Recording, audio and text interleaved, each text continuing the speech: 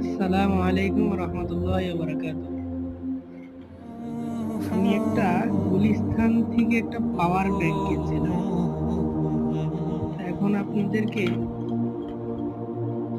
পাওয়ার ব্যাংকের ভিতরে কি থাকে এটা আপনাদেরকে দেখাই।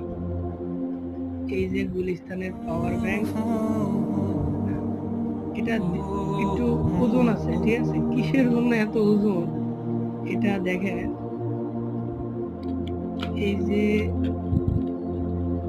এই দেখেন, এই হলো পাওয়ার ব্যাংক।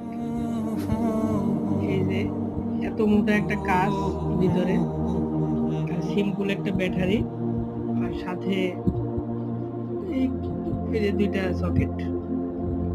এই হলো গুলিস্তানের পাওয়ার ব্যাংক। এজন্য